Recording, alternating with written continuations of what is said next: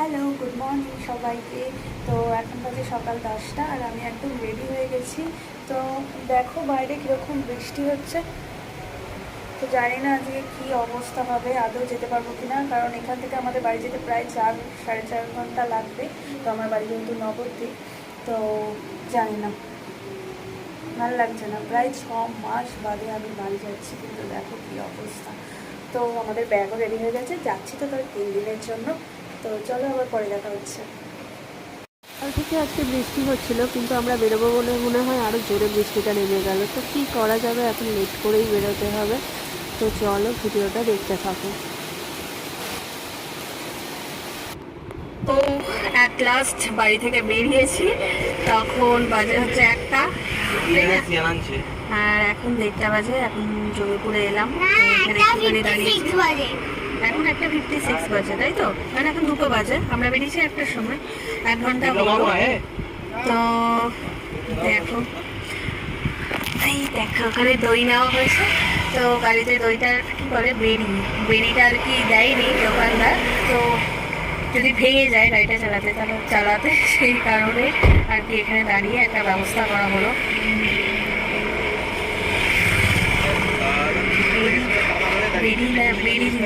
বেরি তো বলে, জানি না। যাই হোক, একটু রোদ উঠেছে দেখো, কিন্তু মনে হচ্ছে আমরা যেদিকে যাবো আর কি, আমাদের বাড়িতে আর কি ওইদিকে বৃষ্টি হচ্ছে। তো আমার দিদি ফোন করে বললো আমাদের ওইদিকে বৃষ্টি হচ্ছে। তো জানি না, আমরা যত যাবো মনে হচ্ছে তো প্রচন্ড মেঘ আছে সামনে। চলো আবার পরে দেখা হচ্ছে।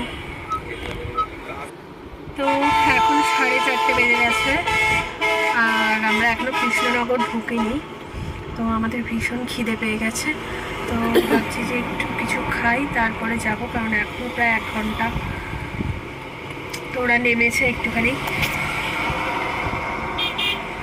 দাঁড়িয়েছে চা খাবে বলে। না, আমার ন্যানার 1 ঘুম হয়ে গেল, তাই না বলো বাবা?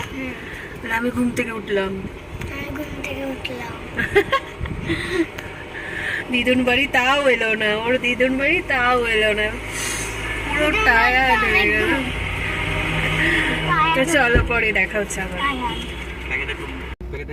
তো তারপর আর কি যেখানে চা খাচ্ছিল ওখানে একটা কাকু ঝালমুড়ি বিক্রি করছিল, তো আমার জন্য নিয়ে এলো একটু ঝালমুড়ি। আর ফাইনালি আমি বাড়ি চলে এসেছি। আর এদিকে দেখো, তখন বাজে প্রায় 6:30 বাজে, তখন সন্ধে হয়নি। এদিকে খাবার তখন খেতে বসেছি সন্ধ্যেবেলায়। তো হয়েছিল হচ্ছে বেগুনি আর বাঁধাকপি, মাছের মাথা দিয়ে ডাল আর ইলিশ মাছ।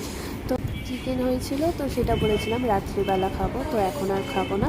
তো তাড়াতাড়ি করে খেয়ে নিলাম, আর ভীষণ টায়ার্ড হয়ে গেছি, তাই তাড়াতাড়ি করে খেয়ে দিয়ে একদম ফ্রেশ হয়ে একটু বসলাম। সবথেকে বড় ব্যাপারটা কি বলো তো, আজকে ছিল আমার জন্মদিন। তো সবাই মিলে আর কি কেক নিয়ে এলো, আমার জামাইবাবু আর আমার বর মিলে। তো তারপর একটু রেডি হয়ে নিলাম আর কেকটা দেখো কেটে নিলাম। Happy birthday to you, happy birthday